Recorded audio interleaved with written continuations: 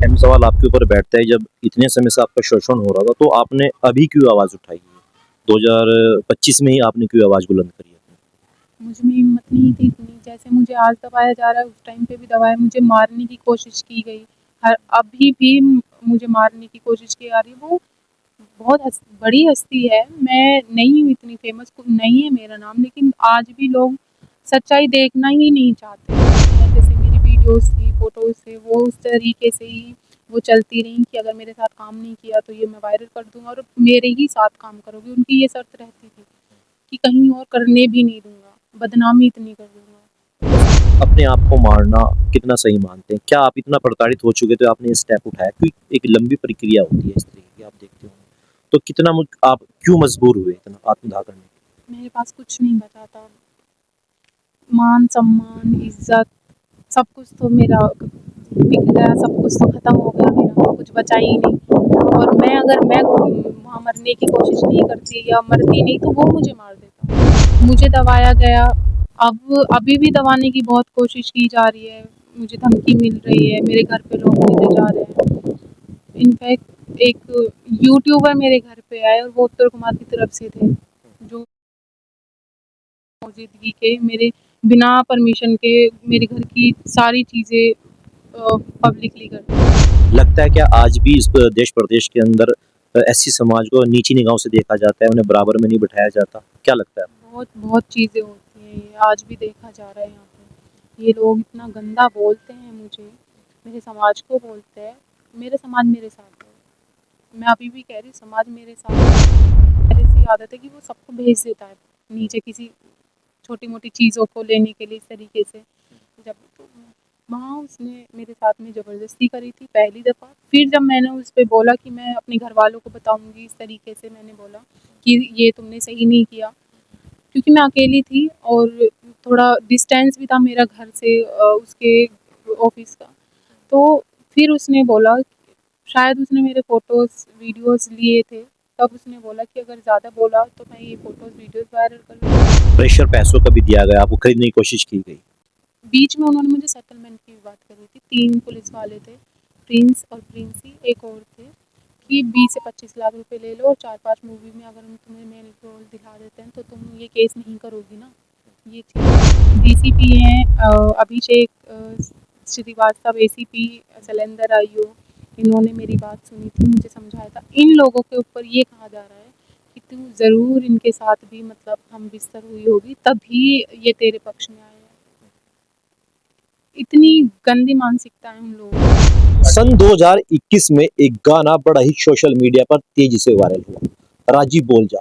हर घर हर डीजे पर आपने वो गाना थिरकते और नाचते हुए लोगों को सुना होगा। लेकिन जिस तरीके से उस गाने की लोकप्रियता बढ़ी और वो कलाकार पूरे देश प्रदेशों में प्रसिद्ध हुई, लेकिन उनके साथ एक घटना ऐसी घटी जिसको लेकर अब सोशल मीडिया में दो पक्षों के बीच जंग छिड़ चुकी है। उस कलाकार के आज हम घर पर मौजूद हैं और वो मैडम मेरे साथ खुद तमाम वो चीज़ों पर बातचीत करेंगे। जिस प्रकार उत्तर कुमार की गिरफ्तारी हो चुकी है, अब उनके समर्थक लगातार उनके हित में खड़े हो रहे हैं और वो खुद पीड़िता मेरे साथ खुद मौजूद है, उनसे जानेंगे आखिरकार वो प्रकरण शुरू कहाँ से हुआ। सन 2021 में गाना आपका एक मैडम वायरल हुआ और उस गाने ने पूरी धूम मचाई और एक आपको अलग पहचान दी और उसके बाद ये चीज़ें अब सामने आ रही हैं। क्या लगता है अब वाकई में आप देखते होंगे कुछ पक्ष ऐसे हैं, वो तमाम ऐसे आरोप आप पर लगा रहे हैं कि सब बेबुनियाद आरोप हैं और एक पैसा लेने के लिए इस तरह के जो है आपने आरोप लगाए हैं उत्तर कुमार के। मैं 2020 अगस्त में मैं उनसे मिली थी और 23 तक काम किया मैंने साथ में। ये तो बहुत गलत मेरे ऊपर सवाल किए जा रहे हैं कि पैसे की माँग इस तरीके की, मुझे तो समझ ही नहीं आ रहा कि लोग इतना गंदा सोच कैसे लेते हैं। मुझे दबाया गया, अब अभी भी दबाने की बहुत कोशिश की जा रही है, मुझे धमकी मिल रही है, मेरे घर पे लोग भेजे जा रहे हैं। इनफैक्ट एक यूट्यूबर मेरे घर पे आए और वो उत्तर कुमार की तरफ से थे, जो मौजूदगी के मेरे बिना परमिशन के मेरे घर की सारी चीज़ें पब्लिकली करते हैं। अब अगर कुछ होता है, कल को लोग मेरे घर पे आते हैं, कुछ भी करते हैं, तो ये तो फिर उसकी ज़िम्मेदारी होगी, उत्तर कुमार की होगी, उत्तर कुमार के जो चाहने वाले फैन, सो कॉल्ड फैन्स हैं, उनकी होगी, अगर मुझे कुछ भी हो जाता है तो। देखिए महिलाओं के लिए लगातार अब सोशल मीडिया पर अब आप देखते होंगे एक सिलसिला लग चुका है तमाम आरोप प्रत्यारोप का। सन 2021 में आप पॉपुलर हुई, उसके बीच में फिर रिलेशन किस तरीके से बने, आपने किस तरीके से उनके साथ में संबंधों में आए, किस तरीके से आप उनसे मुलाकात हुई, वो चीज़ तमाम दर्शक अब जानना चाहते हैं। मैं 2020 में पहली बार जब मैं मिली थी तभी थोड़ी बदतमीज़ी उसने करी थी। मैं नहीं जवाब उठा पाई क्योंकि मैं अकेली थी वहाँ पे और सारे उसी के जानने वाले थे, मैं उठा भी नहीं पा रही थी। जैसे आज मैं पीड़ा झेल रही हूँ, उस टाइम पे भी मैं ऐसी झेलती। फिर मैं सेकंड टाइम उसने मुझे बुलाया, माफ़ी मेरे से माँगी, इस तरीके से बहुत मैनिपुलेट जिस तरीके से बोलते हैं। फिर जो उसके काम करने पहले से ही आदत है कि वो सबको भेज देता है नीचे किसी छोटी-मोटी चीज़ों को लेने के लिए इस तरीके से। जब तो वहाँ उसने मेरे साथ में ज़बरदस्ती करी थी पहली दफ़ा। फिर जब मैंने उस पे बोला कि मैं अपने घरवालों को बताऊँगी, इस तरीके से मैंने बोला कि ये तुमने सही नहीं किया। क्योंकि मैं अकेली थी और थोड़ा डिस्टेंस भी था मेरा घर से उसके ऑफ़िस का। तो फिर उसने बोला, शायद उसने मेरे फ़ोटोज़, वीडियोज़ लिए थे, तब उसने बोला कि अगर ज़्यादा बोला तो मैं ये फ़ोटोज़, वीडियोज़ वायरल कर दूँगा। मुझे दबाया गया, अब अभी भी दबाने की बहुत कोशिश की जा रही है, मुझे धमकी मिल रही है, मेरे घर पे लोग भेजे जा रहे हैं। इनफैक्ट एक यूट्यूबर मेरे घर पे आए और वो उत्तम कुमार की तरफ से थे, जो मौजूदगी के मेरे बिना परमिशन के मेरे घर की सारी चीज़ें पब्लिकली कर दी और फिर शादी का उसने मुझे प्रपोज़ल दिया और धमका जो चलती है, जैसे मेरी वीडियोज़ थी, फ़ोटोज़ थे, वो उस तरीके से ही वो चलती रहीं कि अगर मेरे साथ काम नहीं किया तो ये मैं वायरल कर दूँगा और मेरे ही साथ काम करोगे। उनकी ये शर्त रहती थी कि कहीं और करने भी नहीं दूँगा, बदनामी इतनी कर तो दूँगा। ये जो असाइनमेंट आपसे उस टाइम साइन भी कराया गया होगा, कोई इस तरह की भी कोई लिखित पढ़त में कोई ऐसी कार्रवाई हुई उस दौरान? नहीं, नहीं, नहीं, कोई नहीं, ना एक पहली बार ही एक मूवी आई थी अदले के बदले, तो उसी मूवी में पहली बार उन्होंने साइन लिए थे, वो भी 6-7 महीने बाद। वरना राजी बोल जाए या सितारे या और भी कोई भी मूवी उन्होंने कोई साइन नहीं करवाते वो। सबसे बड़ा एक अहम सवाल आपके ऊपर बैठता है, जब इतने समय से आपका शोषण हो रहा था, तो आपने अभी क्यों आवाज़ उठाई है? 2025 में ही आपने क्यों आवाज़ बुलंद करी है? मुझ में हिम्मत नहीं थी इतनी, जैसे मुझे आज दबाया जा रहा है उस टाइम पे भी दबाया, मुझे मारने की कोशिश की गई। अभी भी मुझे मारने की कोशिश की जा रही है। वो बहुत बड़ी हस्ती है, मैं नहीं हूँ इतनी फेमस, नहीं है मेरा नाम, लेकिन आज भी लोग सच्चाई देखना ही नहीं चाहते। जो गलत है उसको ही सपोर्ट किया जा रहा है। मैं एक महिला हूँ, मेरे अंदर इतनी शक्ति नहीं थी कि मैं लड़ पाती, लेकिन मैंने इतनी हिम्मत दिखाई है आज और मैं इन लोगों के खिलाफ खड़ी हूँ। सबसे पहले आपने कोई शिकायत किस थाने में दर्ज कराई थी, जब आपको लगा कि अब तो कुछ ना कुछ अब कदम उठाना चाहिए, शासन प्रशासन से मदद माँगनी चाहिए, तो कौन-सा दिन था, किस तारीख में आप सबसे पहले आपने एक एफआईआर दर्ज कराई? 24 जून को मैं गई थी गाज़ियाबाद शालीमार गार्डन में, जिसके एसएचओ ब्रिजेश थे और जब मेरा बयान लिया था तो प्रिंसी और एक और थे, बहुत एजिड थे वो, उनका मेरे को नाम याद नहीं, उन्होंने मेरे बयान लिए थे। तो बयान लेने के टाइम पे भी उन्होंने मुझसे, जब मैं बयान दे रही थी तभी भी वो मेरे से बीच-बीच में ही क्रॉस क्वेश्चन किए जा रहे थे। मेरा पूरा बयान भी नहीं लिया था। फिर जो वीडियो बनी सेव की और जहाँ पे पहली घटना हुई थी मतलब उसके ऑफ़िस में, वहाँ भी मुझे लेके गए। फिर उन्होंने मुझे मेरे घर भेज दिया। बीच में उन्होंने मुझे सेटलमेंट की भी बात करी थी। 3 पुलिस वाले थे, प्रिंस और प्रिंसी, एक और थे, कि 20 से 25 लाख रुपए ले लो और 4-5 मूवी में अगर हम तुम्हें मेल रोल दिखा देते हैं तो तुम ये केस नहीं करोगी ना। ये चीज़ थी। मुझे वहाँ मतलब पे आपको प्रेशर पैसों का भी दिया गया, आपको खरीदने की कोशिश की गई?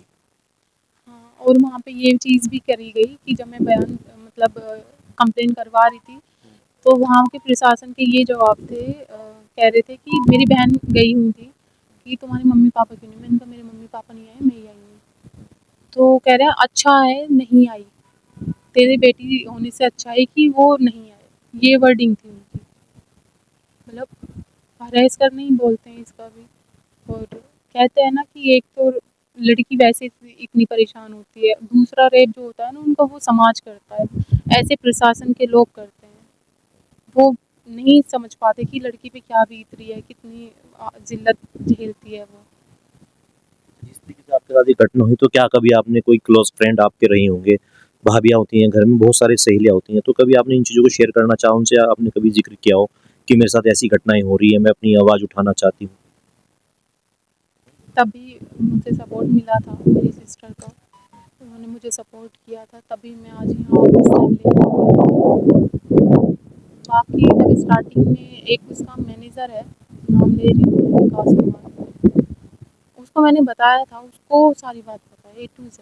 जब जब मेरी लड़ाई हुई है या कुछ भी हुआ है, मैं उसको बताती थी, वो समझाता था कि चल कोई नहीं, ठीक हो जाएगा, समझ जाएगा, ऐसा कुछ नहीं होता, तू इसके खिलाफ करेगी भी तो सब तुझे ही करेंगे, तेरे साथ कोई नहीं खड़ा होगा।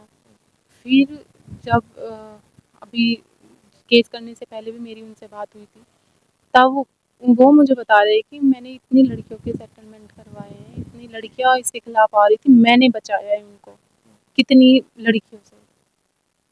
और आप देखो, अब वो भी साथ नहीं है। शर्म की तो बात यही है ना कि सच का साथ कोई नहीं देता। सबसे बड़ा एक अहम सवाल ये बैठता है कि आपने आत्मदाह का प्रयास किया। अब इसको लेकर भी तमाम सवाल निशान खड़े हो रहे हैं, आत्मदाह बना हथियार। अपने आप को मारना कितना सही मानते हैं? क्या आप इतना प्रताड़ित हो चुके थे आपने ये स्टेप उठाया? क्योंकि एक लंबी प्रक्रिया होती है इस तरीके की, आप देखते होंगे।